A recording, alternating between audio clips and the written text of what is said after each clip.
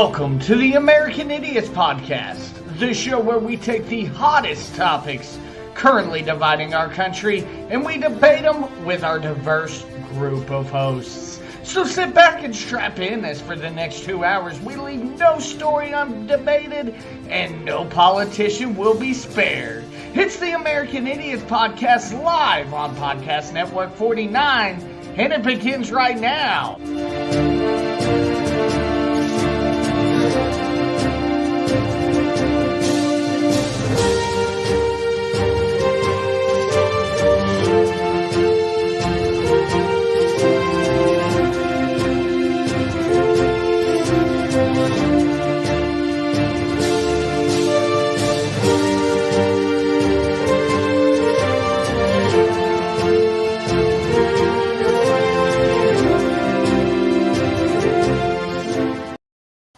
Good evening, ladies and gentlemen, and welcome into another fantastic episode of the American Idiot Show. I am your host, Mike. Of course, I'm going to be joined pretty quickly by our other co-host, the Mad Hawk. Tonight, the Manny Hispani is recovering from a dental procedure, and we know how those go and how big a pain in the neck those can be. So definitely want to send out our well wishes and our prayers, all that good stuff to the Manny Hispanic. But with that being said, we're kind of off the chain a little bit with the Mad Hawk. Mad Hawk, how you doing this week? Hey, what's up, buddy? I'm hanging in there. I'm a little bit all over the place this week. Hey, I flying around high. Yeah, right? I certainly understand that, man.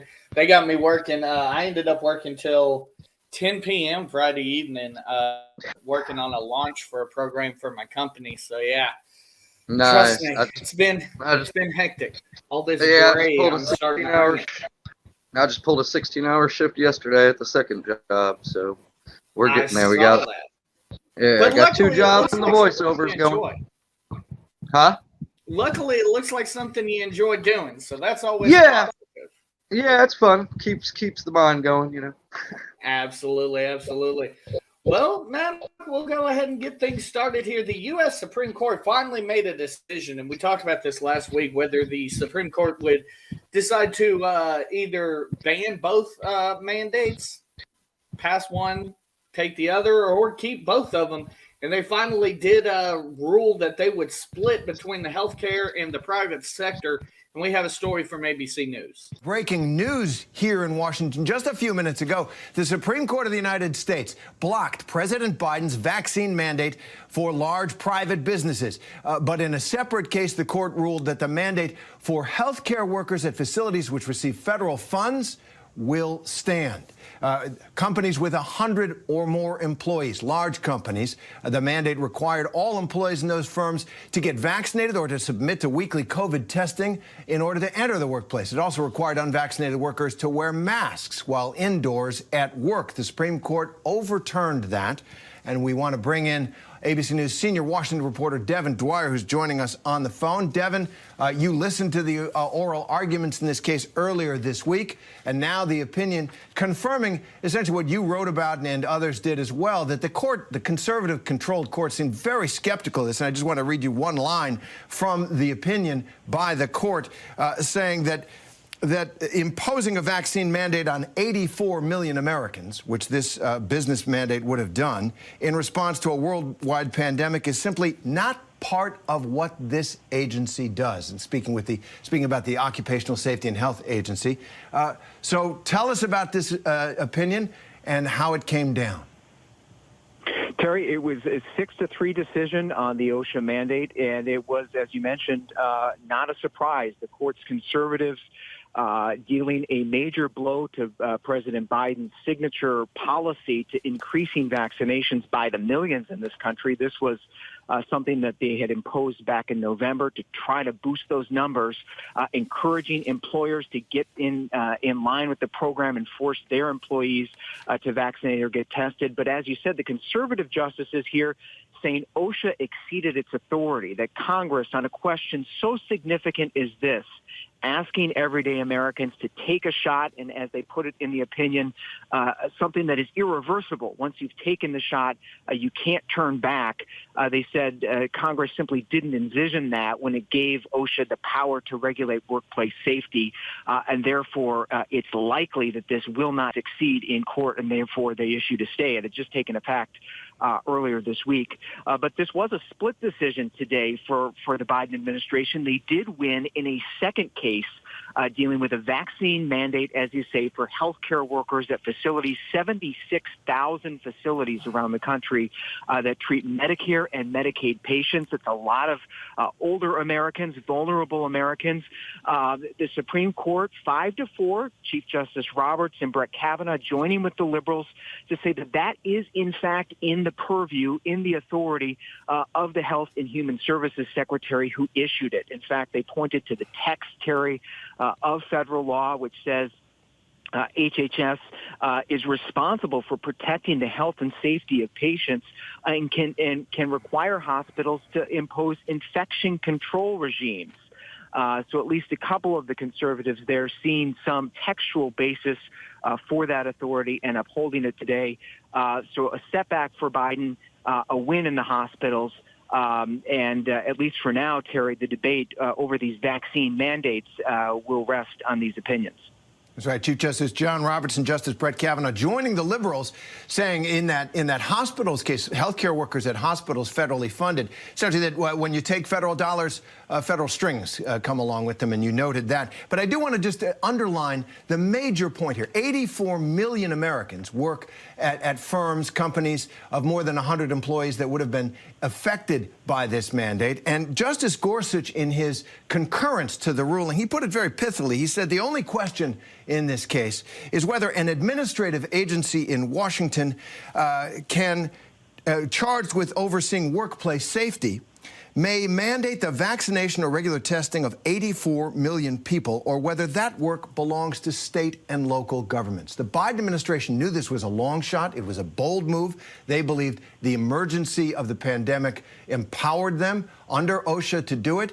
But Supreme Court, controlled by conservatives, said that is just a reach too far, and it will be up to state and local governments and companies to impose these mandates. And we should say, Terry, that is not out of the question. And if you are one of those 84 million Americans who works at a private company that, like our employer, Terry, that requires vaccinations, that's still allowed today. So this was simply about the authority of OSHA to enforce it and police it. And they did say in the opinion, as you mentioned, if Congress wants to pass a law, if state governments want to pass a law, they can go ahead and do that. This was simply about that agency authority, and they did not find that authority there. Exactly. Too much power for the president to impose through the federal agency this kind of a vaccine mandate. That's the ruling. But as you say, vaccine mandates at Disney, where we work, and at many other companies, and in local localities in some states remain in place. Devin Dwyer, thanks very much for helping out on that. Appreciate it. Thanks, Terry. Hi, everyone. George. So we have a split. And here's my thing. So first off, do you think they got it right? I would say they did. I would say that I would agree with having healthcare workers who will deal with these, at-risk or higher-risk individuals on a daily basis. And sometimes that's all they deal with. I completely agree. Again, I go back to the precedent set by the healthcare field that, pretty much if there's a vaccination out there for a disease or something, you have to get it. As far as 84 million Americans, I find it interesting, he said that he kept pointing out that it was a conservative Supreme Court, so on and so forth. This isn't political. This isn't something that, should be Republicans or Democrats. This should be something about, we live in a free country. I'll be honest with you. Do I think that the benefits for the vaccine outweigh the negatives? Yes. But I'm not going to force somebody to go get it. That is absolutely asinine and ridiculous. And especially when you're talking about somebody's livelihood, you are tying somebody's livelihood to the ability or their ability to have a livelihood to them going and getting this vaccine. And it's absolutely unacceptable. I don't even honestly like the way that the justice that he read in the concurrent opinion wrote his concurrent opinion. It's got nothing to do with the fact that it's OSHA. To me, Right. it doesn't, at least. It's got everything to do with the fact that you cannot force 84 million people to get this vaccination. Right. Right. Where do you see, let's start with, do you think they got it right? Do you think it should have been both wiped off the table? Do you think the healthcare? No, I mean, I would agree with you. As soon as I said, that it was split and everything, I was like, well, yeah, that makes sense. He said it himself, word for word. Federal money comes with federal strings. Exactly. And that's exactly right. And like, I'm not going to deny the fact that there is a disease out there going on. Obviously, Corona is going on. Obviously, it's real. Obviously, we have like all these different strains of it. You know, is it as bad as they say? That's always been the debatable thing. From personal experience, I now know of 3 different people that have gotten that vaccine and are in a what you would consider a dangerous health group, or an at-risk health group, I guess is the proper word.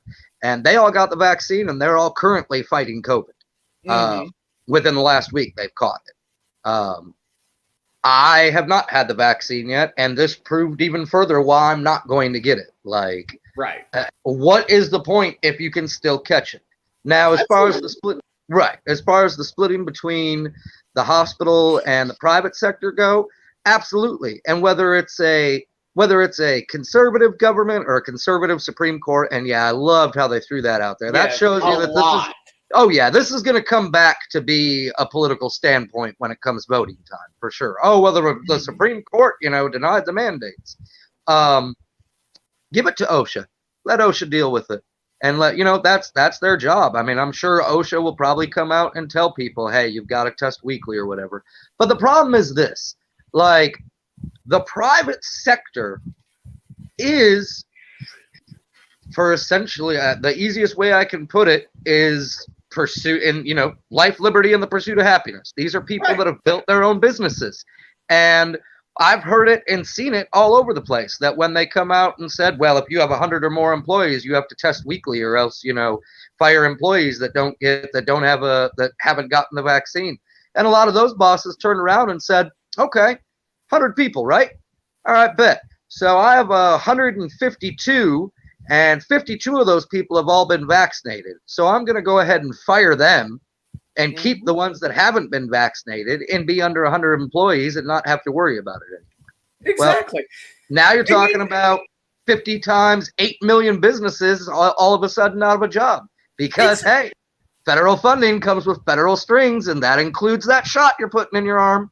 It's interesting. He said 100 people or more, and then he went on to say, and this is probably just his categorization, but he said large companies, 100 employees or more isn't that large of a company.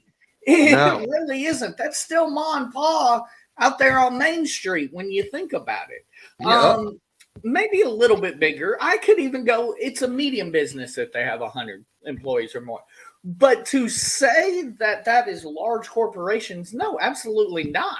No. And number 2, again, you're talking about doing these things. The most backwards thing that you can do when you're in a pandemic and there is a stagnant economy and you see all this inflation, the most backwards thing you can do is cost people their jobs. Right. Because again, I'm not going to lie. Even if this would have went through, I would not, honestly, I would hazard to say that a majority, maybe not a large majority, but a majority of people would have dropped out of the workforce. Absolutely. I mean, think how much Think how many people dropped out of the workforce when, with all the benefits of the stimuluses and the unemployment and everything, it made more sense to stay at home than it did go to work because you made more money. It absolutely did. And now you're talking about probably doubling, if not tripling that. 84 million people this would have affected. And I don't even like the thought that they said that they could, that the Biden administration could try to turn around and, they left that door open for the Biden administration to try to do this through the Senate and the House, which I don't think would succeed. I'll be honest. Just like voting rights, which we'll talk about later in the show, I think that it would absolutely fail in the Senate to gain a majority. That would be desperation on top of desperation. And what's the definition of insanity? Doing the same thing over and over and expecting a different result. And that's what we're seeing here. Unless I'm mistaken, and you can correct me if I'm wrong, that's what we're seeing here with Biden. He continues to go at this, and he fails. Comparison to Donald Trump a year ago with all of his election lawsuits. Same thing. You keep going back and you just start looking crazy at a certain point. Like Biden needs to take this L and he needs to move on. He should have moved on 6 months ago, but he needs to take his L and move on. I don't see. Do you see the Biden administration taking this and just dropping it, or do you think they'll move forward with something else? No. I mean, by the way that history has showed us, I don't think they're going to give up on it. I'm sure they will try something else. And that's, I mean, and again, you said it yourself. That has been the pattern with this whole administration. It's, okay, we'll try this route and see if that sticks to the wall. Nope, that didn't get us what we want. Okay, we're going to try it this way now. Okay, this way. And they just keep doing that. The problem is they keep throwing so much stuff at the wall that nothing valuable is actually getting done. Completely agree with that statement. And, it's actually even more asinine when you think about it, because the Biden administration really is a one-track mind. Mm-hmm. They have not done really anything. I mean, maybe they might dabble in this Russia shit, just dabble, honestly. Right. That's all they're doing. They're not focusing on it. Right. So they might dabble in these other issues that they really need to be paying attention to. But their main focus remains this vaccine mandate. And it is a large-scale problem, because if it continues, then again, we'll continue to see them, neglecting these other issues that they need to be focused on. And, I mean, it's another contribution to what I think we all at this point expect them to take a bath here in 10 months. Well, and let's look at it from a business standpoint too, especially since we both agree 100 employees, while it may make you a medium-sized business, you're certainly not a large corporation like Microsoft or Gateway or anything like that. Right. And I understand, hospitals, like I said, federal dollars, federal strings, like he said, absolutely. Who's going to pay for all these mandates to come on? As a business owner, and especially because I'm a freelance voiceover and all that. So I understand that as a business owner and a CEO of a business, most CEOs, if they're good, only make 10% of the profit of whatever their business is. The rest goes to costs, employees, everything else. So now you're asking that CEO that only makes 10% on average of their profit of business to drop it down to what? Probably we'll give it a fair thing. I'll say 6 to 9%. Now that they're only going to hit, because they're going to have to cover all these tests and mandates and everything else. Why not just close up shop and say, yeah, we're done? Or what's the other option? Take federal funding and then your business is owned by the government? Either way, you're screwed. And that's really the biggest problem, is that they are, as I say quickly, it seems like it's moving slowly, but to me, I feel they're quickly trying to continue to strengthen the chokehold on the backbone of America. Well, and I mean, again, you hit the nail on the head, even though I think you missed the third point. The third option that they have, which again is an all-out assault on business here in this country, is to just go ahead and again incentivize them to move their business outside of the country. Well, yeah, I mean, that's been happening forever. I mean, you're incentivizing it. You don't have to pay for this. And again, if they do stay, you know where I've maintained this since the beginning. Do you think that a CEO of any large scale corporation is going to reach into their own pockets to pay for these additional items? No. They're going to charge more. They're going to do what businesses do. They're going to right side that loss. And, I can't blame them for it, but this is not this magical solution. A lot of the Democrats, a lot of the things that they think are going to help this country, taxing the 1%, all of that is not that works if you live in a magical land where everybody wants to be equal. Right. But here's the thing. Number one, we shouldn't all be equal because there's people that work a hell of a lot harder in this country. Absolutely. And worked a hell of a lot harder in this country to get where they are than people that work at, the average everyday, let's say McDonald's, for example. McDonald's, you go in, you clock in, you give minimum effort for minimum wage. And I'm not knocking that because I give, if you were to pay me minimum wage, I'd give you minimum effort. But the thing is, again, you're seeing these things go up because we don't live in that perfect society. As much as Democrats and leftists, Sean used to say, oh, but we can. No. You would literally over generation have to rewire the brain of any human being to get them to not, number one, have greed, and number two, want the best of the best. It's what we do. It's human nature. And it's not something that's going to come quick, fast, and in a hurry, especially not if you try to push these items into being without having that buy-in, so to speak. Right. Yep. There's no good outcome from any of it. There's just not, except to continue seeing what we're seeing now, which we've already seen huge inflation. And this is not even going on like general consumer goods anymore. The inflation is now spilling over into, general goods and so. I mean, look, for example, PlayStations, $300-400. You can go out. You can't find a PlayStation anywhere right now, and if you can, it's $1,000 for one. Oh yeah. Food's going up, rent's going up, gas is going up. Everything is on the rise because of inflation, because the stranglehold is getting to be too tight. But what's more important than fixing that and fixing and getting these truck workers or these truck drivers and, these warehouse workers back to work? No, more importantly is let's turn all these trucks into, this is the perfect time to turn them all electric. This is the perfect time for the Green New Deal. Right. It's kind of like going and renting a new house without any furniture to move in. Like, yay, we got this great, beautiful house. Now let's go buy everything to put into it, without any money. Exactly. You sit here and you look at these things like, yes, am I going to sit here and argue with you that the green energy is probably the way of the future and is going to help the world as a whole? Yes. But here's the thing. You have to have everything to do that.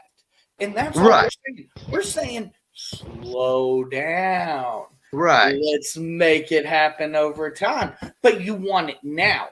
And that's the problem with politics and these, the AOCs of the world that want this instant gratification. You cannot make that big of a change overnight. You can't. Remember in the 90s, there was this phrase, think locally, act globally.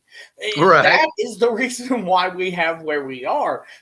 You have to, though, people skip right over the think locally, and they just want to go to act globally. They want to do the extreme rather than taking the small, minor steps that will not hurt anybody to make these changes. And of course, when they do hurt somebody, their justification is, well, if it hurts you, then you weren't doing it right. Right. It makes no sense. But anyway, let's go ahead and move on. Science actually got a win this week as the first successful transplant using a pig's heart occurred in Baltimore. And we have a story here from CNN on this. This is remarkable, truly remarkable medical news. In a medical first, a 57-year-old Maryland man with terminal heart disease has now survived a transplant surgery using a genetically modified heart from a pig. Yeah, David Bennett is now at home, thankfully recovering, but his doctors will have to monitor his immune system for weeks to see whether the transplant holds. CNN senior medical correspondent Elizabeth Cohen has more on this. And Elizabeth, this has so many people talking this morning. What is the backstory here? How did doctors decide on a pig heart? Because they couldn't get a human heart. I mean, that's really what it comes down to. This was not anyone's first choice, Bianna. They would have preferred a human heart, but those are in great shortage, and it was also deemed that he wasn't suitable for a human heart or for an artificial heart pump. So the surgeons at the University of Maryland decided to give David Bennett a pig heart. Now we're going to see some video of the surgery. If you're squeamish, this might not be for you, but this is truly a historic surgery. And so they chose a pig heart because, believe it or not, even though pigs seem sort of little, their size and their anatomy are roughly the same as ours. Now, that doesn't mean they match perfectly. Our hearts have to pump a lot of blood vertically, which pigs don't have to because they're, low to the ground. But it was seen by the patient as, look, this is my only choice. Either I die or I get this transplant. So let's take a listen to one of his surgeons at the University of Maryland. We've never done this in a human, and I like to think that we have given him a better option than what continuing his therapy would have been. But whether it's a day, week, month, year, I don't know. So again, wishing David Bennett the best of luck. He will be monitored not just to see how his immune system is doing. They genetically modified that heart so that it would be less likely to be rejected, but they also need to see, is the heart working? I mean, people are not pigs. Is that heart going to be able to pump blood to all the places that it needs to go? Bianna, Jim? And given, listen, a shortage of hearts for transplant, could this be a potential model to save lives in the future? Elizabeth Cohen, thanks so much. Joining us now, Dr. Jonathan Reiner, CNN medical analyst and professor of medicine and surgery at George Washington University. Dr. Reiner, when I read the headline, a pig heart in a human being, I'm like, nothing else matters. This is everything that matters today. How big of a deal is this? Well, it's potentially a really big deal, not just for heart transplantation, but for the 100,000 or so folks who are on the waiting list now for other kinds of organ transplants in the United States. So there are a lot of people waiting for organs. Only about 40,000 people actually get an organ transplant every year. So there's great demand for donor organs, kidneys, hearts, livers. And this is sort of proof of concept, or at least the initial steps towards proving that you can modify an animal's organs to make it suitable for transplantation in a human. It's really a remarkable bioengineering feat. I mean, how? Modify how? Explain that in terms that I can understand. So, right. So in order for a xenotransplant, a transplant from a non-human source to a human to work, you have to overcome acute rejection, which can happen right in the operating room when, as soon as the organ sees blood, the recipient basically identifies it as foreign and immediately rejects the organ. And to do that, you actually have to take away some of the genes that the organ expresses. So you have to take away some of the pig genes. You have to give it some human genes so that it appears to be more human-like. And then you have to make it work a little bit better. The pig heart, in particular, doesn't interact well with human blood in terms of preventing coagulation. There's this sort of magical dance that blood vessels do with the blood to keep clotting in this sort of very carefully balanced stance so that you're not clotting too much and you're not bleeding too much. And the pig heart doesn't do that well with human blood. So you actually have to give it the ability to do that. You have to prevent longer-term rejection with the use of certain medications. And also there's another concern. Pigs can harbor certain viruses which humans have never seen, and you need to make sure you're not transplanting an organ that might bring into the human a virus that it's never been seen, particularly in this current environment. So there are a lot of things to do. very exciting. First step, we'll have to see how this patient does and what this leads to for the whole field of organ transplantation. Yeah, very exciting, as you said. Already the fact that it's gone 4 days is a good sign, but will be monitored very closely going forward. Dr. Jonathan Reiner, I look forward to talking to you again about this because I find it absolutely fascinating. My pleasure. Okay, so in the world of COVID, and he kind of hit on my point there. In the world of COVID, we are now putting swine hearts in human beings. Right? He kind of hit on my point there.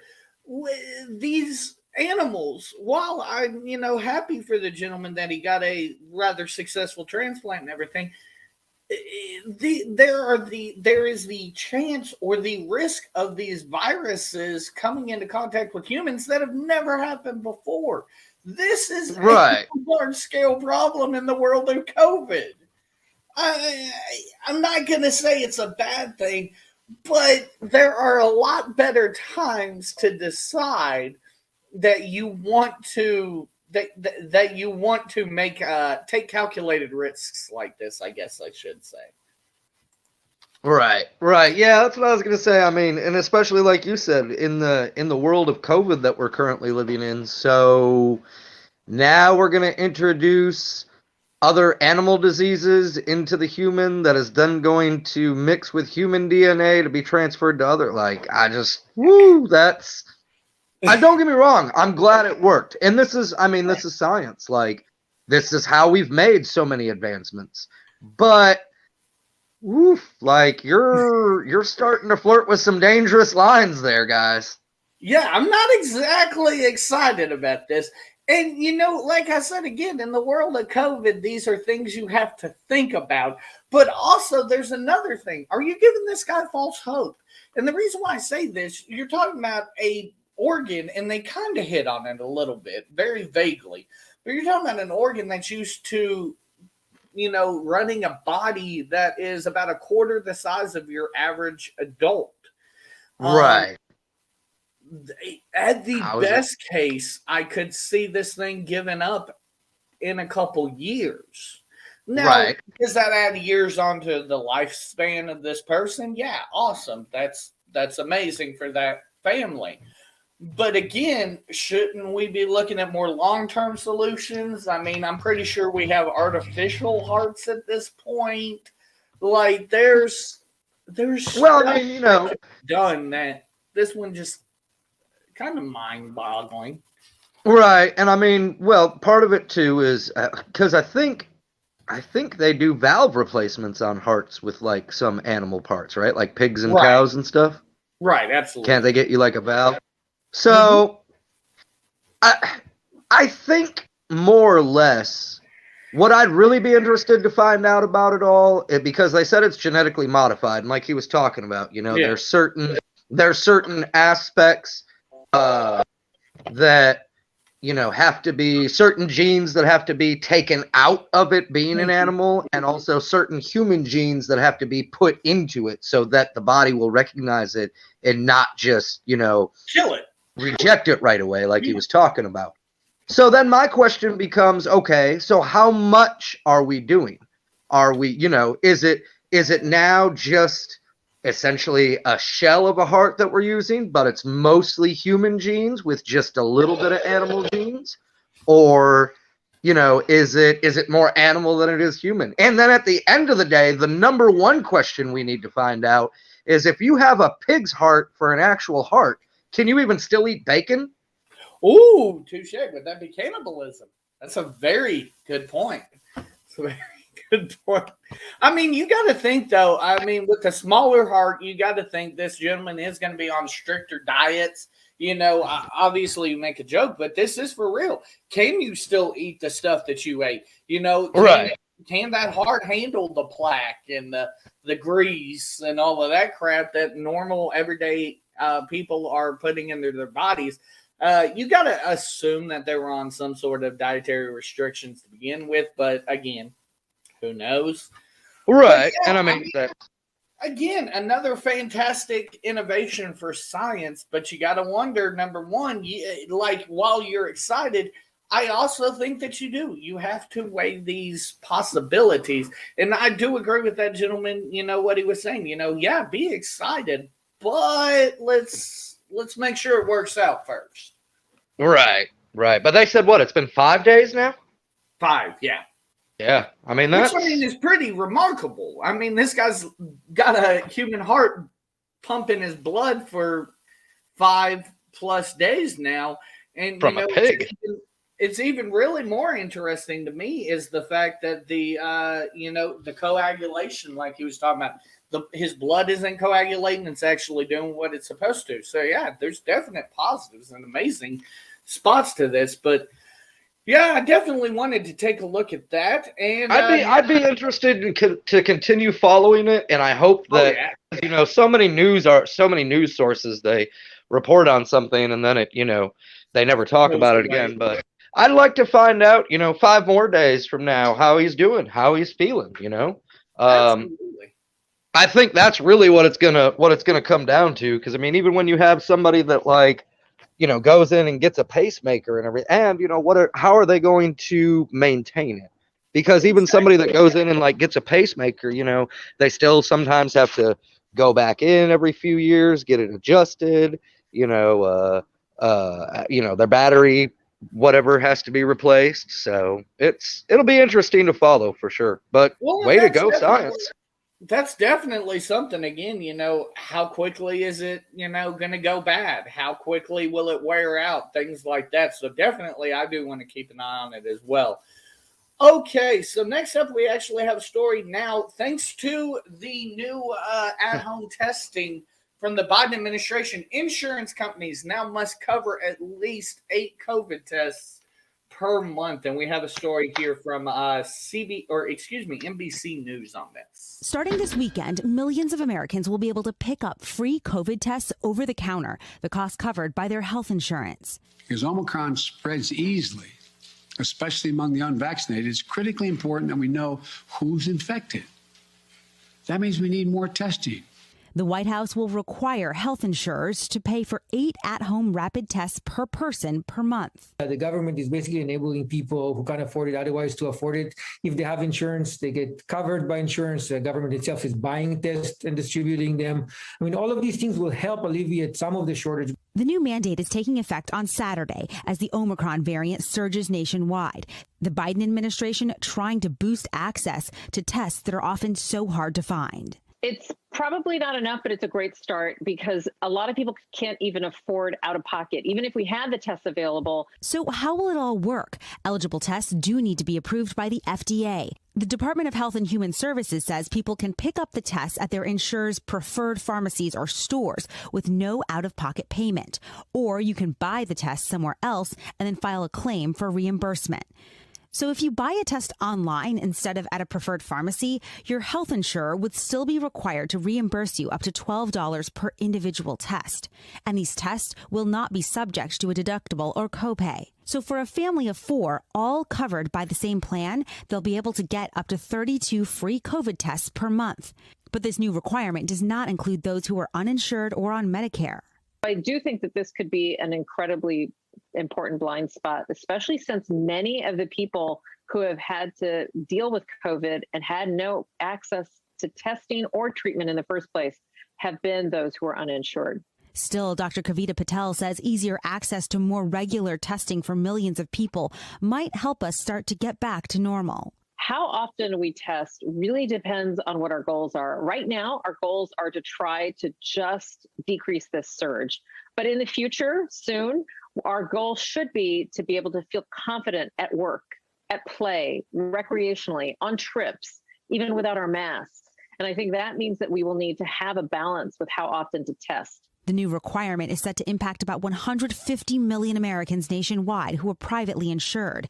And as we enter another year facing the pandemic, COVID testing could be here to stay. Think of testing now the way we think about other basic health goods.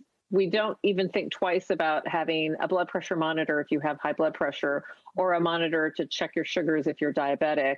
Having these COVID tests now becomes something very normal and very routine that we can expect probably for the rest of our lives. Thanks for watching our YouTube channel.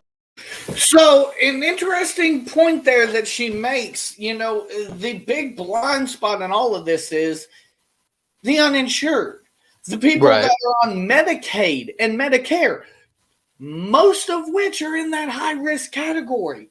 Why are we not covering these people?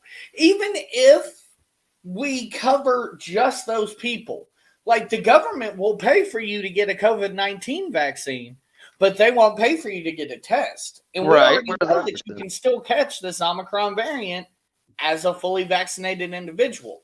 It's asinine, backwards things like this that make no sense to me. Am I all for a greater ability to get COVID-19 testing? Absolutely, because we do need accurate numbers as to who's testing positive, all of these things. Like, honestly, do I think that we're really going through a surge, so to speak? Probably not. And the reason why I say that is, had we had these wide range of tests a year ago, we'd probably be seeing numbers this large, honestly. Not to mention 2 years ago when this thing began, we probably would have seen much larger numbers. You're looking at these things and you're saying to yourself, like, yes, we want to get back to normal. These are moves that need to be made to get back to normal. But again, you're going to have people hoarding these things. You're going to have people who don't need it getting access to it. People are going to go there and get their 8 a month just to get their 8 a month.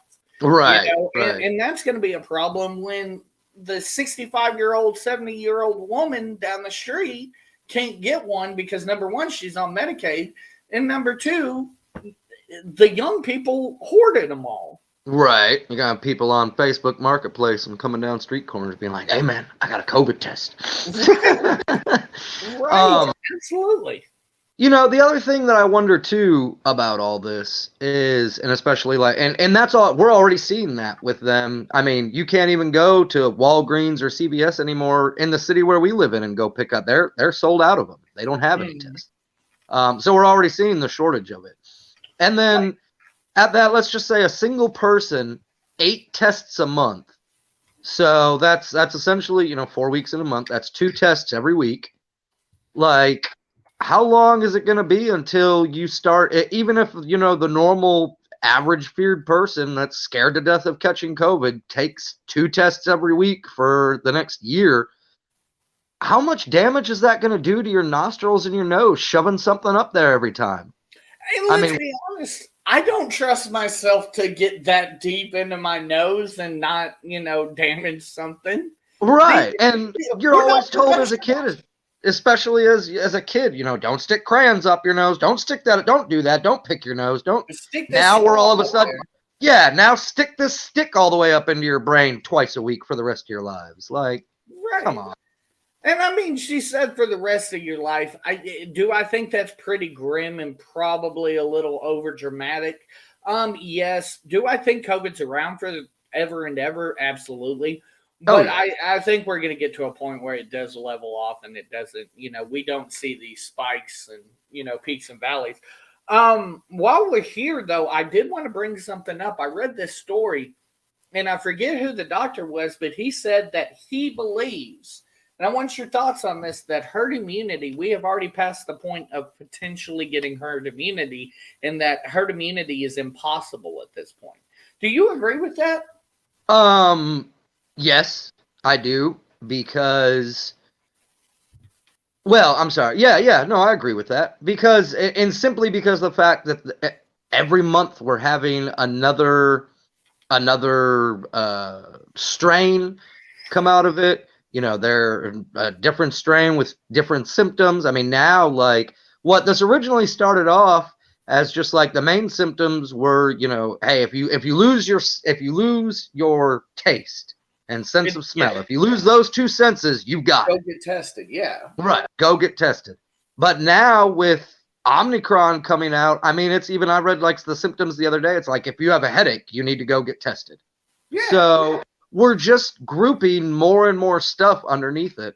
But no, I don't think that as long as new strains keep coming out or whatever it is and new symptoms, and now, again, with Omicron and the fact that people have been vaccinated, I think somebody told me the other day, or I read it somewhere, that like, even if you've been vaccinated, you still have a 46% chance to catch the Omicron variant.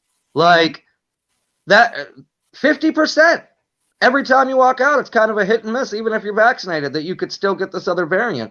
So yeah, we'll become, that'll spread around and we'll all become immune to that. But then, and it'll become a regular cold, but then you're going to have the next strain coming out and the next one. So no, I don't think a herd immunity currently is ever going to happen. I would agree with that. And, you make a point, and I was thinking about this as you were talking about, how how the symptoms list expands. And now it's pretty much, if you fart really loud, you might have COVID. I would not be surprised this time next year to see, hey, there's COVID colds, there's COVID allergies, there's COVID flu. And literally there's just this offshoot, because essentially what it looks like COVID is doing, because what Omicron is apparently the COVID gene basically attached itself to the common cold. Right. What it seems like is COVID's going around attaching itself to these various regular illnesses. And, is Omicron deadly? I think we've seen the numbers at this point saying that no, it's not really deadly. It's just highly fucking contagious. I'm not necessarily. I think I would agree with you. I think we've gotten past the stage where it's overtly deadly and we need to be scared every day of our life. Like, I'll be honest. I was sick a year ago with COVID. Literally, this time last year, I had COVID, and when they told me I was there was a little bit of, oh shit, I actually have this shit. But if I were to be told tomorrow that I had COVID this time, and again, I'm not trying to tempt fate or anything or say that I want it, but I would probably feel a lot more comfortable this go round than I did when I tested positive a year ago. I feel like we've gotten past, our bodies have gotten enough immunity that it's not as deadly now. Right. And I was going to ask you, I mean, you correct me if I'm wrong, and if you don't want to share, that's fine, but have you been vaccinated? I have. I was vaccinated back. I got my last shot. Let me grab my little card here. Got my last shot on June 6th. So I am eligible for the booster as of 10 days ago if I wanted it. No. No. I did it twice. I feel like I've done my civic duty, and it's going to be as effective as it's going to be at this point. I would love to find somebody, though, and I pray that obviously you don't get COVID again. I mean, I would never want anybody to have that. But I would be interested to talk to somebody that perhaps got COVID and then, went through it all like yourself, and then got vaccinated and then got COVID again. And I'd really be interested to see what they say as far as like their symptoms go. Was it rougher before the shot, or was it about the same? I think that would really open our eyes up a lot to exactly what this disease is. Well, and I completely agree with you. Absolutely there's breakthrough cases. And, do I still believe that the COVID vaccine is there and it is going to potentially lessen the symptoms? And, you have your Colin Powells, and you have these other people that are dying even though they're vaccinated from COVID. But again, I'm sure the overwhelming majority of evidence shows that if you're vaccinated, the symptoms are lessened. I do believe that. Right. But again, the way the vaccine was sold to people was you won't get COVID. It wasn't sold as, right, hey, if you get COVID, maybe you should come get this vaccine. It'll make you feel better. It'll be like, taking an antibiotic, essentially. No, that's not the way it Right. was sold. It was sold as you won't get it. And, I understand science is ever evolving and so on and so forth. But again, the biggest mistake that the scientific community has made and the government has made is speaking in absolutes when it comes to COVID. I gave up over a year ago trying to speak in absolutes when it comes to COVID because I know in 2 months it's going to completely change and fall on its face. That's the biggest problem. And I think that's the problem that people are having with the vaccine is that there are these absolutes out there. And when the government has to walk it back, what's it look like? Oh, well, you were lying to us. Like most people, if they give any forethought to it, will think, okay, yeah, maybe the numbers have changed, so on and so forth. But now what you find out is you see these people, and it does. It looks bad. It looks like the government has been lying to us, so to speak. But definitely something to keep our eye on as far as these COVID tests. I believe we may have Matt Hawk may be having some technical issues over there in his studio. So we're going to go ahead and move on to the IRS. Of course, nobody loves tax season, but the IRS is warning of a particularly messy tax season coming up this year. So we have a story here from CBS News. The Treasury Department says tax filing season for 2021 returns will begin on January 24th.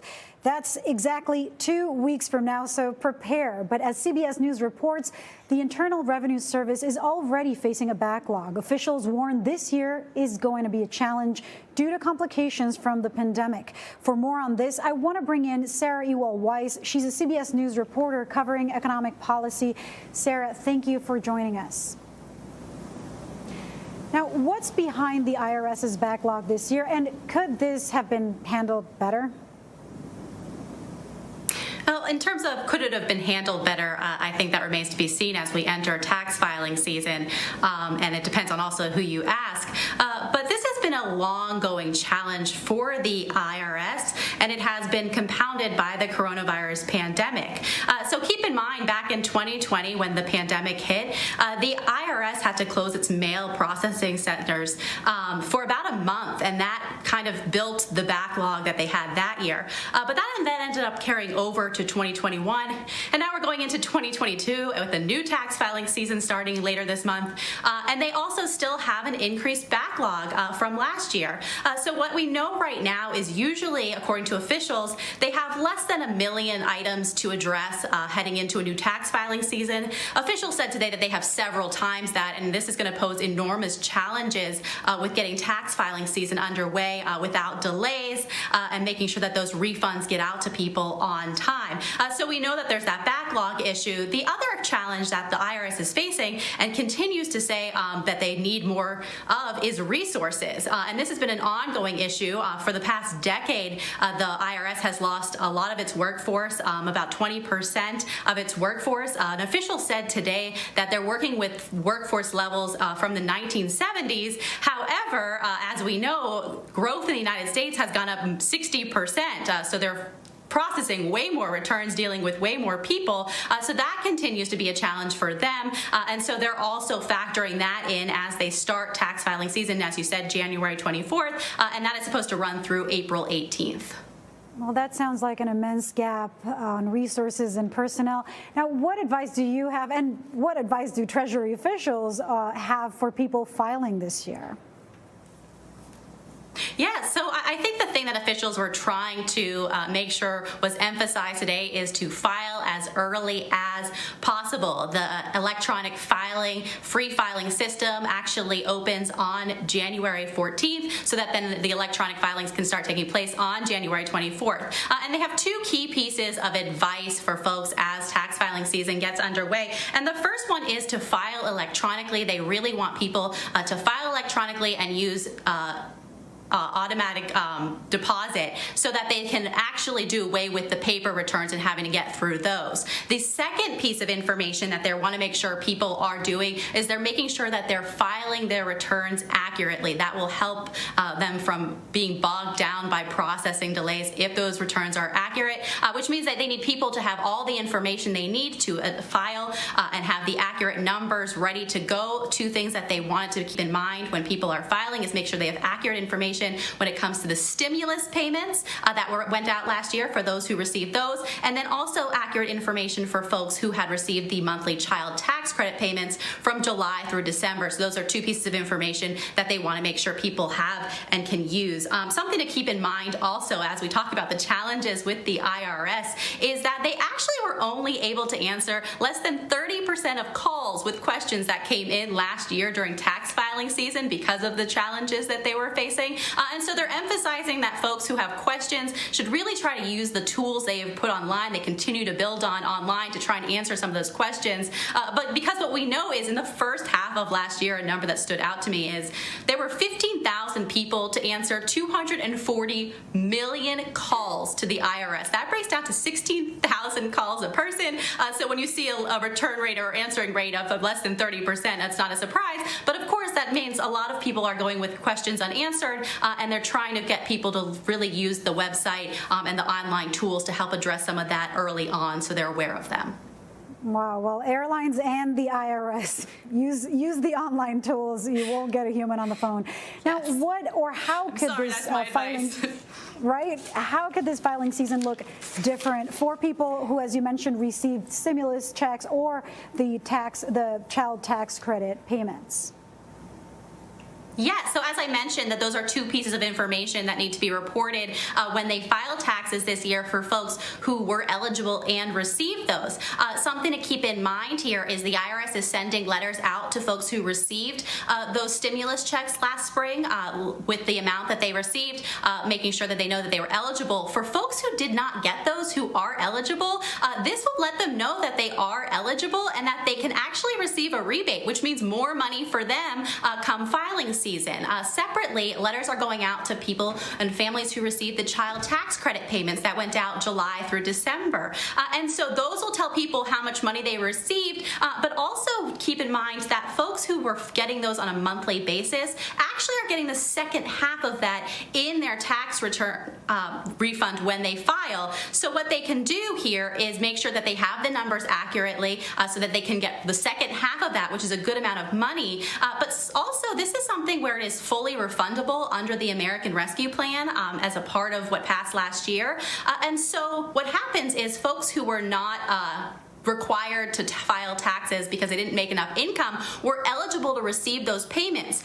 Those people should be filing their tax returns this year, even though they weren't required to based on incomes, because they can still receive that lump, that second half of the child tax credit payment. The only thing that'll be different really for some people who had been getting those payments, when they get their return this year, they might see that the sum is smaller than it was in previous years. That's because part of it has already gone out in monthly payments, and so that part of it might be a smaller check than they were expecting when it comes to the actual tax filing season. Got it. Well, thank you so much, Sarah Ewell-Weiss. We appreciate the advice. Dot your I's, cross your T's, fill out your taxes even if you're not required to. Yes, that is what I will say. And also keep in mind, you have until April 18th this year, but do it early. Many of us wait until that final date, just like expense reports. Sarah, thank you. Of course.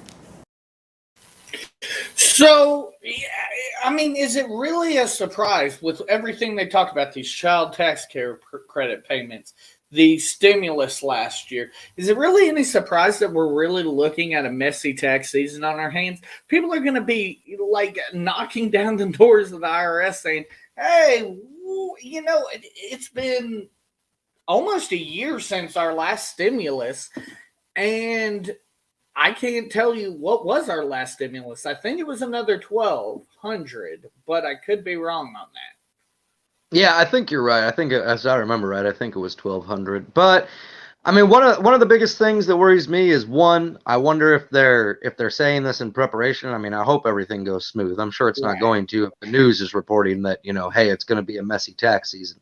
But on the flip side of that, to be completely honest and from personal experience, last year was a messy tax season. I don't know if you got hit by it, but I know I was one of the whatever 100,000 Americans, and I had to call and find out about it.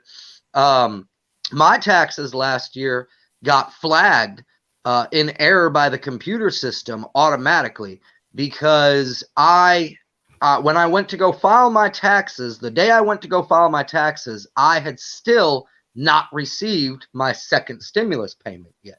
And so when I went and filed, I said, no, I didn't get it, because I asked her. I said, well, no, I haven't gotten it yet. And it was like the next day after I filed, bam, all of a sudden my stimulus showed up in the mail. So I called and I said, hey, I know I told y'all I didn't get it. It just showed up in the mail. What should I do? And they were like, you go cash it. If you got it, cash it. And then just when you report on your taxes next year, we'll take it out. So I did. So I did everything that I was told to do. And because of that, my taxes got flagged for an error, because they were like, well, wait a minute. He says he didn't get a second stimulus package. We show he cashed it. So mine, along with like a million other people's, all got flagged. And then they said, because it was a computer error, that each tax return had to be gone through individually, person by person, case by case, by an actual person. And so I think according to a little tracker, I was supposed to get it in like February, March-ish, something, whatever. I ended up not getting my refund until like August, September-ish. Wow. That's crazy. And I took it so far, like I had to have an IRS advocate like call me and be like, well, this is what's going on, because nobody knew anything. They were all like, well, just follow it online. And I'm like, there's nothing online to tell me anything anymore. Even the tracker disappeared. Like, if it was that bad last year and they're saying how messy it's going to be, it's going to be rough. I'll be honest, the people without children are probably going to get off pretty easy, because I feel like those child tax care credits, if you decided to take them rather than taking them at the end of the year, I feel like that's going to end up rough for people filing their taxes. The other thing that I'm interested to know, because I had found this out last year when I was waiting for my refund and everything, was simply this. When you file taxes, the IRS, and somebody can correct me if I'm wrong, because I don't know this absolutely for sure, and I don't know exactly what the law is. But from what I understand and I was told, like after the IRS comes out and says, okay, this is the end day of taxes, no more taxes will be accepted after this, which is always April 15th. Right. Then the IRS is supposed to have like 6 months from that date where all refunds are paid out. And after 6 months, if you still haven't received your refund yet, you're legally entitled to collect interest on that refund because the IRS is holding on to it. And so, technically, you're right, because I only can speak from the state's perspective when I processed income tax returns for the state. But the state, if you were to miss, say, 2016, and you went back and filed your 2016 tax return, and we find out that you were owed a refund, you get penalty and interest on that refund. Right. Yeah. Right. So that is absolutely accurate. So, and again, like that makes me wonder then how many people that start waiting, 6, 7, 8 months, if we're waiting until next year for a refund, those people are going to get upset. And how many lawsuits and lawyers are we going to see start going after the IRS for citizens' money? Now we have a whole nother problem. Very good point. Very, very legitimate point right there. Okay, so let's go ahead and talk about the Ukraine doing something that I don't think is quite too intelligent, and that's taunting Russia. We actually have a story on the Russia situation from the U.S. perspective. With Face the Nation here. Go now to White House National Security Advisor Jake Sullivan. Good morning to you, Jake. I want to start by asking you about what happened overnight in Texas with this synagogue and the hostage situation there. I know a British man who took the hostages is now dead. The others were released. Any indication that this is part of any kind of broader extremist threat? Well, Margaret, it's too soon to tell at this point what the full parameters of this act of terrorism, this act of anti-Semitism were. We have the Department of Homeland Security, the FBI, and law enforcement and intelligence agencies working intensively to get a full picture of what this person's motives were and whether or not there are any further connections. So I will leave it to the professionals to continue the work today, and as we have more information, we will share it. But I do think we should all take a moment today to pay tribute to the local, state, and federal law enforcement officers who acted bravely, professionally, and effectively to rescue those hostages and bring this situation to a safe conclusion. They are heroes and they deserve our support. And we then all should also raise our vigilance against acts of terrorism, acts of anti-Semitism, particularly at synagogues and places of worship in this country. Noted. Thank you, Jake. I want to ask you about what I believe is eating up a lot of your time right now, and this is this active threat from Russia. Microsoft last night said they discovered all sorts of highly destructive malware in computer networks in Ukraine. Ukraine was hit by a cyber attack earlier in the week as well. Is Russia using this to prepare the battlefield, and will a cyber strike draw U.S. sanctions? We've been warning for weeks and months, both publicly and privately, that cyber attacks could be part of a broad-based Russian effort to escalate in Ukraine. We've been working closely with the Ukrainians to harden their defenses, and we will continue to do so in the days ahead. We're also coordinating with the private sector, companies like Microsoft, both in Ukraine and here in the United States, in case there are potential cyber attacks that unfold in the coming months here. Of course, it's possible that Russia could conduct a series of cyber attacks. That's part of their playbook. They've done it in the past in other contexts. We have not specifically attributed this attack yet. Neither we nor some of the key private sector firms have attributed it, but we're working hard on attribution, and we will do everything we can to defend and protect networks against the type of destructive malware that Microsoft flagged in their blog post last night. Well, the Ukrainians are saying it looks like it has some Russian fingerprints on it. Why wouldn't this draw U.S. sanctions? Why are you waiting for Vladimir Putin to go further and actually cross the border? Aren't we already in the middle of a conflict? Well, first, Margaret, as I said before, we need to work through attribution.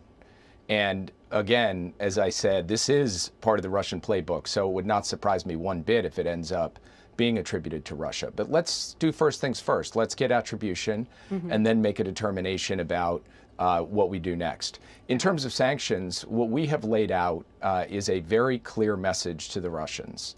And we've done so in concert and unison with our allies, that if they do further invade Ukraine, there will be severe economic consequences and a price to pay. And yes, of course, if it turns out that Russia is pummeling Ukraine with cyber attacks, and if that continues over the period ahead, we will work with our allies on the appropriate response. Russia has been moving tanks. They've been moving military equipment. Their top diplomat said Friday their patience is running out. Diplomacy is not working. Are you planning to get President Putin, President Biden, and President Zelensky of Ukraine all on the phone together like the Ukrainians are asking? Well, we're in close touch with our allies and partners, including the Ukrainians. I speak to my counterpart in Ukraine, the National Security Advisor, regularly. We've spoke 7 times just in the past month. So we're coordinating closely on next steps, and we'll have more to share in terms of the next steps into the diplomacy early next week. But the key point here, Margaret, is that we're ready either way.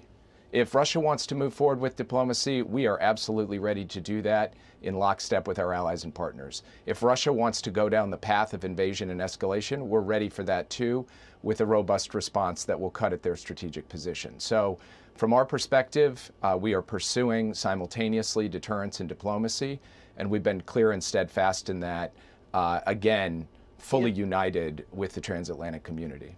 Russia's been pretty clear in just charging ahead with this. Mike Morell, who I know you know, the former acting director of the CIA, said this comes down to a matter of American credibility, which will be lost if Vladimir Putin defies President Biden when the White House has set out these clear lines.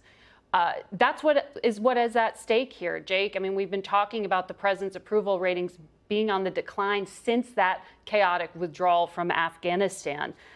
This is a risk, not just to foreign policy, but to the president's ability to set bright lines for adversaries. Look, I'll leave the political analysis to you and others. Here's what I'm focused on. Will the United States and NATO and our allies emerge from this, whatever happens, in a stronger strategic position, and will Russia emerge in a weaker strategic position? That's the test, and that test doesn't get passed tomorrow or the next day or the day after. That test gets passed over weeks and months and years. And if Russia does move, we will take measures that go at their economy, that go at their strategic position in Europe, that strengthen the solidarity of NATO. And what we just saw this past week in Brussels at the NATO headquarters was 30 allies speaking as one after years under the previous administration where NATO was fractured and beginning to lose focus. So we actually believe that we have made strides in shoring up and strengthening our alliances and in putting the United States in a position, whatever happens here, to defend our interests, defend our friends, and support the Ukrainian people as we have been doing. Jake, quickly on Iran, Secretary of State says we are very, very, very short on time. Iran's getting very close here to the ability to produce a weapon. Aren't they just playing for time? Well, I would say two things on this front. Number one, our policy is straightforward. We are determined to prevent Iran from getting a nuclear weapon. Number two, we believe that diplomacy is the best way to do that. But as you said, and as the Secretary of State has said, time is running short. And I was in Israel at the end of last month, coordinating on the possibility that diplomacy does not proceed. We are working closely with our European allies and partners on this as well. And we will find a way forward. But Margaret, critical point here. Jake, the reason we're in the situation we're in right now is because the previous administration pulled out of the Iran nuclear deal, and we are paying the wages of that catastrophic mistake. Understood. Jake Sullivan, thank you. Oh my gosh. That guy literally, number one, let's just itemize here. Let's go to the last point he made. The reason why we are where we are with Iran is because, again, a lockstep with the current administration and the current Democratic Party. It's the last administration's fault. And number two, the fact that he, again, so here's the funny thing. They talk about these bright red lines in the sand and don't pass this line and so on and so forth. But here's my thing. And again, I harken back to even the Obama administration. By this point, Obama would have been on TV saying, looky here, motherfucker. I might only sanction you, but I'm going to talk some business to you like a man. Like, they're sitting here. Well, you know, if they do decide to invade Ukraine, we might hit them economically, and shame on them for that malware in the Ukraine. Like, it's embarrassing. It is strategically a absolute embarrassment what we have seen from this administration and a foreign policy aspect. Just absolutely embarrassing and a failure on all fronts. I want to know where exactly they think that Trump had anything to do with Iran. And you brought up Obama. I mean, let's remember, as far as Iran and Obama goes, he's just going to say, yeah, sure, here's, $600 billion. Remember those things you stole from us a while ago? Well, what he's blaming is Trump pulling out of the terrible, and I will sit here and that is one thing I will agree with President Trump on, the absolute abysmal Iran nuclear deal. That is what he is referencing. He is saying that we wouldn't even be in this position had Trump not pulled out of the original deal. Right.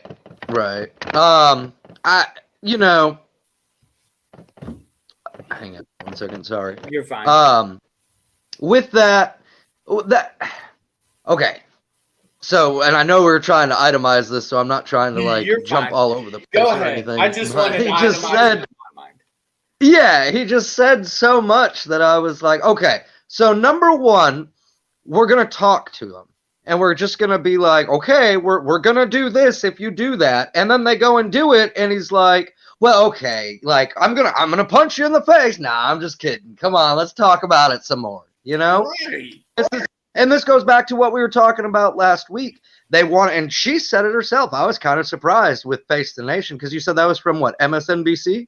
Yeah, it was Face the Nation. It was PBS. But yeah, is where it is. Either way, like I was kind of surprised that she was hitting him with those questions, especially from the media, because unless normally it's like Fox News or something, they kind of steer him along their side. Yeah. But like she said it herself, she's like, a lot of people are saying, this will hurt the U.S.'s credibility. We just said that last week, that every single country out here is looking at Biden now that doesn't like the U.S. and going, hey, we can go bomb this place and all we're going to get is a strongly worded letter. Exactly. And you're right. She talked about the terrible, and she even used the words, I think she said abysmal. But Yeah. she used the same wording that we are about the withdrawal from Afghanistan and how the president's approval ratings have tumbled since Afghanistan. And she's right.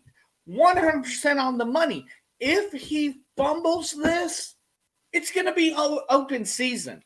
Like literally the world is watching Russia right now and saying, okay, let's see what they do. This is interesting.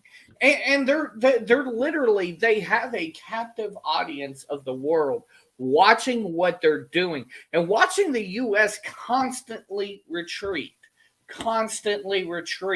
And again, this is the problem you run into. At least I can give Barack Obama credit that he would at least be talking tough at this point. But we aren't even getting a press conference from the president right now. This is like, I feel like we're in like a bully match in school where it's like, they're picking on me. And you're going to go to the counselor and like, rather than punch the bully in the face, you're going to go tattle on the principal. I'm going to NATO if you don't stop. Right. Like, right. You know what Putin does? Putin wakes up in the morning and wipes his ass with NATO. Honestly. Like, Putin is the Russian Donald Trump. Like, Putin literally could give a shit less about foreign policy. He could give a shit less about any of these, whether it be the UN or any of them. He could care less. And here's my thing. I'm assuming, I don't know whether you mean use your words as in like that's how we solve this, but there is no words at this point. There needs to be action behind everything. If we're going to sanction them, we need to start now. Unacceptable that they are doing what they're doing to the Ukraine as far as this malware attack. They're sitting there talking about, well, it's got Russia's fingerprints all over it, but we have to wait to see if it's Russia. Look, whatever happened to the phrase? If it walks like a duck and talks like a duck, it's a freaking duck. Oh, she said it was a joke. But here's my thing. You're absolutely right. In 21 years ago, almost, come September, did we wait till we knew it was 100% certified we had DNA that it was the Taliban and Osama bin Laden? Absolutely not. We got a good idea, and we said, we're going to go fuck them up. And guess what? We were right, but we weren't going to wait. And that's another big problem. You say, some people will say, oh, well, we've learned lessons in 20 years. There's not a lesson to be learned.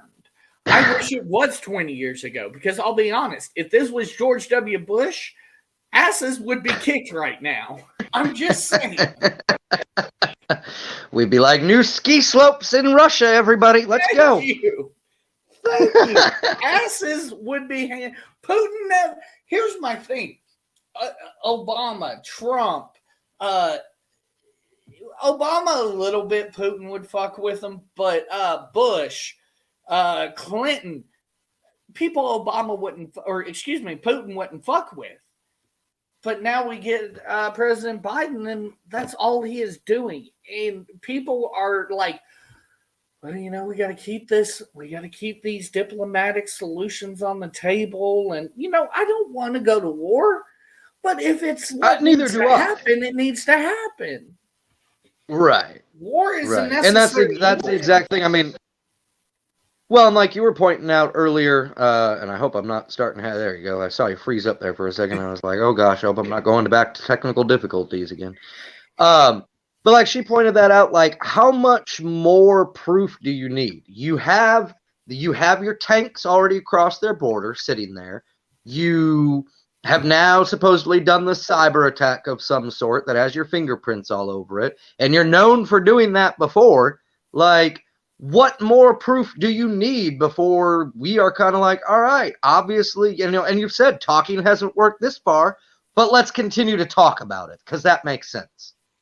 I've talked to the Ukrainian security advisor 7 times over the past month. Dude, that's not a lot.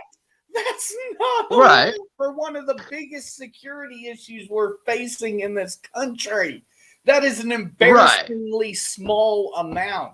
Like, again, the people that, not just President Biden, not just VP Harris, like literally the people that they put in place around them are the epitome of failure, especially from a foreign policy issue. The Secretary of State, again, I mentioned this last year. I can name you the Secretary of State of just about every administration in my lifetime.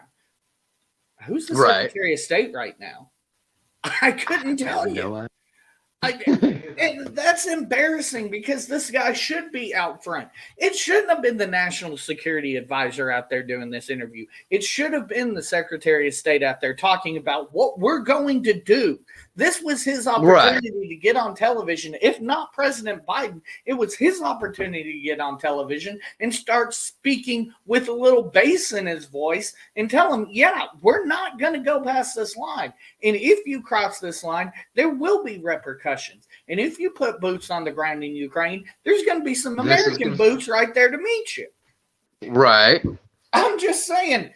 And even that is a diplomatic way about it. Like, we don't, just because we show up with our troops and our tanks and our planes and everything, doesn't mean that a bullet or a missile has to get fired. But it is enough of that presence to say, look, keep fucking with us, and we'll say, yeah, go ahead and shoot. It's open season. Exactly.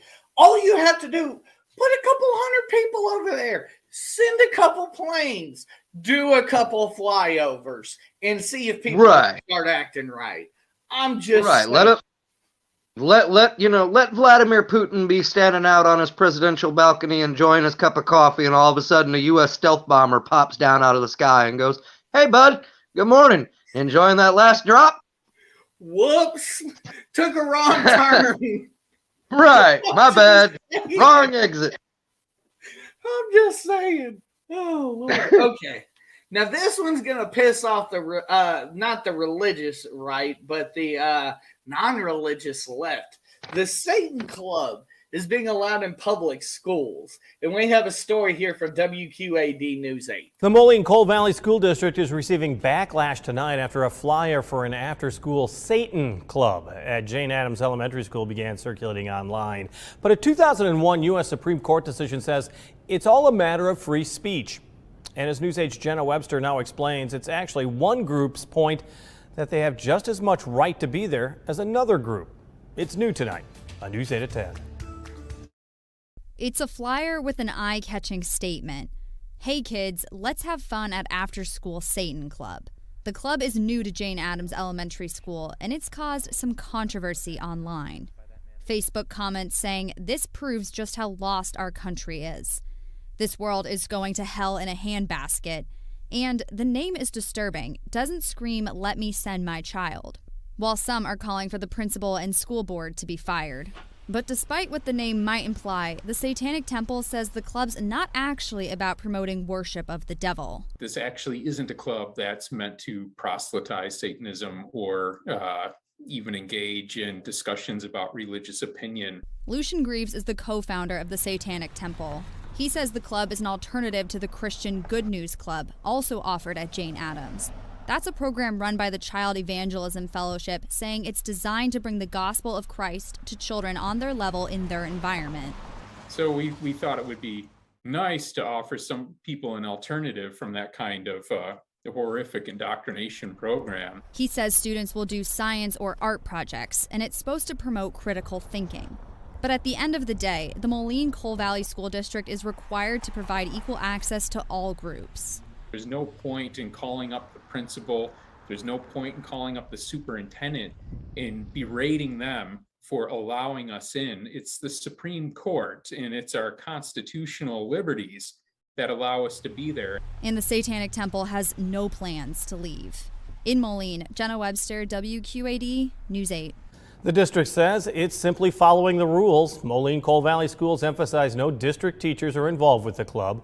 Flyers for the club were placed in the Jane Addams lobby, which is what's required of the district. It's also saying if it were to deny the after-school Satan Club, it would open the district to a discrimination lawsuit that they say it would not win. And parents are also required to sign a permission slip for their child to attend. So here's my thing. Yeah. When the religious individuals want to have prayer in schools, or hell, not even that, like a football team praying before a game. A football game. Football game. The left will be the first people out saying, you can't do that. You can't do that. Prayer in schools. No, no, no, no, no. Right. Is this not just as religious on the other end of the spectrum? Right. I mean, that was. You can claim it's not, but you're throwing Satan out there as the name of your group. I completely agree. I mean, the first thing that I thought about was, why are we even having this conversation? Like, not that I agree with it. I would of course much rather have prayer in schools than, you know, Satanism or whatever. But when all of a sudden did we lose the separation of church and state? Very true. Very true. And again, this is what I'm trying to point out is the hypocrisy. The left will sit there and say it is terrible to have Jesus in school. It is terrible to preach Christianity in school. There's a separation in church and state. But they are awfully quiet on the other end. Same with the Satanist monument on Capitol grounds. Do I believe in it? Absolutely not. Do I think that it goes against everything Christianity? But here's the thing. I'm not going to be mad at it because guess what? It's separation of church and state. If there's going to be a Christian one there, okay, cool. I'm going to stay all, there. Kayla, I don't agree. It's all free speech unless you're a white Christian conservative. I disagree. I see your point, and I think we're kind of making the same point, but where I'm saying is this. I think that it's all freedom of religion until it becomes Christianity, period. Whether it be, something that's bashing Christianity. If we had an anti-Bible club, oh my God, the left would love it.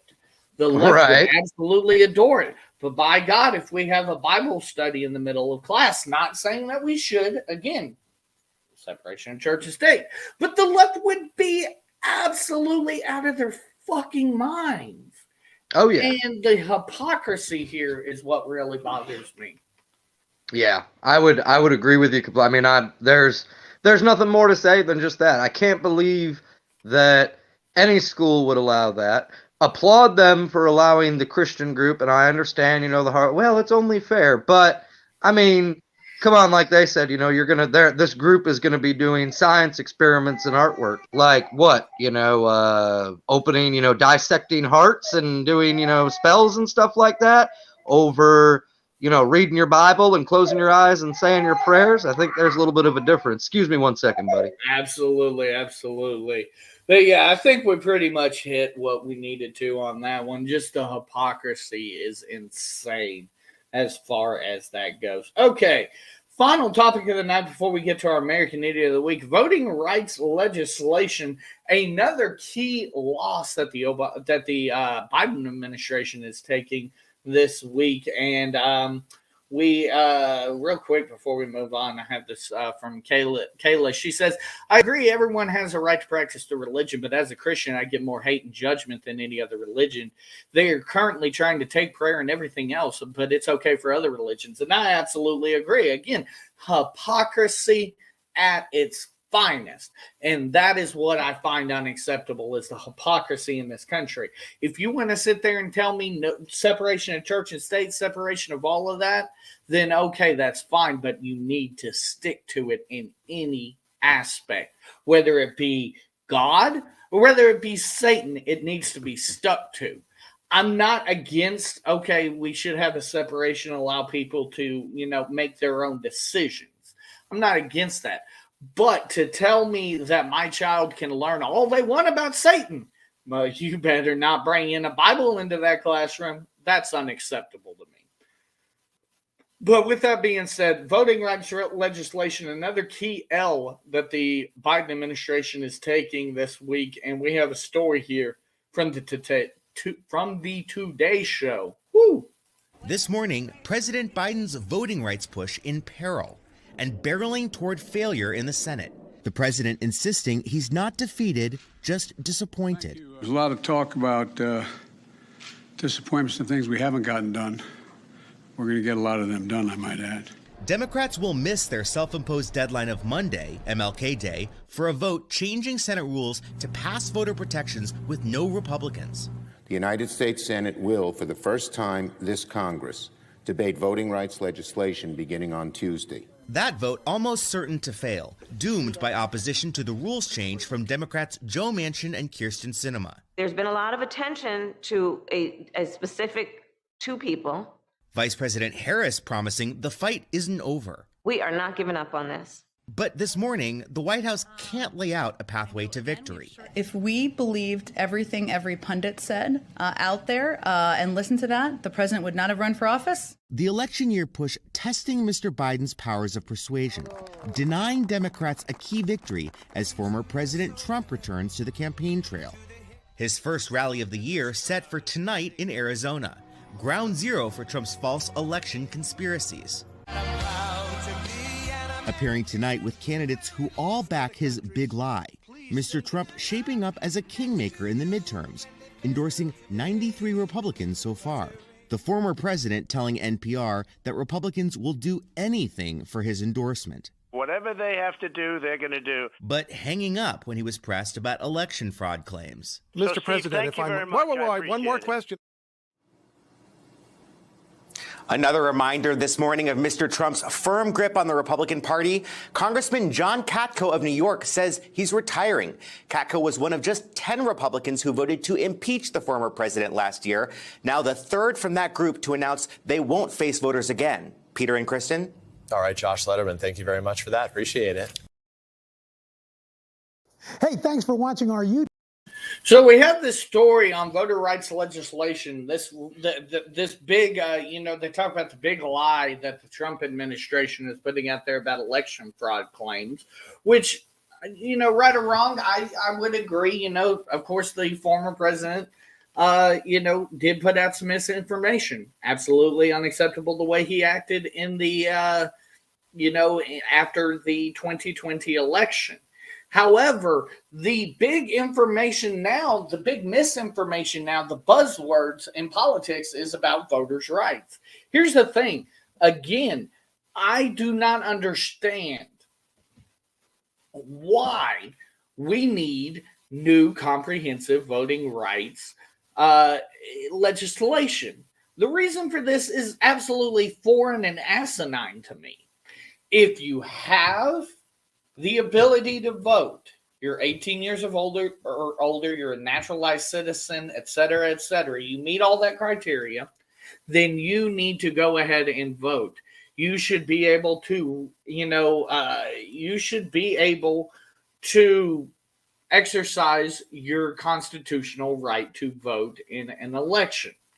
However, where I draw the line are these people in New York, these people in these mostly Democratic-led areas that are wanting to allow these immigrants that are not citizens of this country to vote. And that's what a lot of these voter registration or these voting rights legislation bills are all about. Whether it be giving back criminals the right to vote after they've been convicted of a felony. All sorts of things where you did the crime. One of the big things you should know is you are not going to be able to be allowed to vote any longer. That is one of the key cornerstones of our democracy. That is one of the key cornerstones of our legislative system, our legal system, is that you will not be granted that right to vote and to exercise your right to vote should you commit one of these heinous crimes. Nor should you be allowed to. It's been that way for years upon years. There's nothing, unless you get your conviction overturned, there is nothing that should allow a person that is convicted of a felony or a person that is an illegal immigrant in this country. They are not naturalized. They are not a citizen of this country. They should absolutely not be able to vote. I am sorry. You cannot claim that they have a right to voice in their government. It's not their government.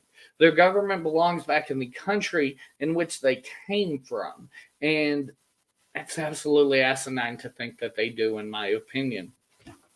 Okay, final topic for the evening on My American Idiot of the Week as we go ahead and get ready to wrap things up. The American Idiot of the Week this week for me is going to go ahead and be that school district, to allow something like a Satan club, knowing that, you're going to get this backlash, knowing what you're walking into in this current environment, to allow something like that to occur is absolutely unacceptable. And therefore, you are my American Idiot of the Week with a asterisk. Because, of course, again, I do have to keep until further notice Joe Biden as my American Idiot of the Week because he keeps failing again and again and again. But, ladies and gentlemen, for Mr. Mad Hawk, I am Money Mike. We will see you next week on another episode of The American Idiots. Good night, everybody.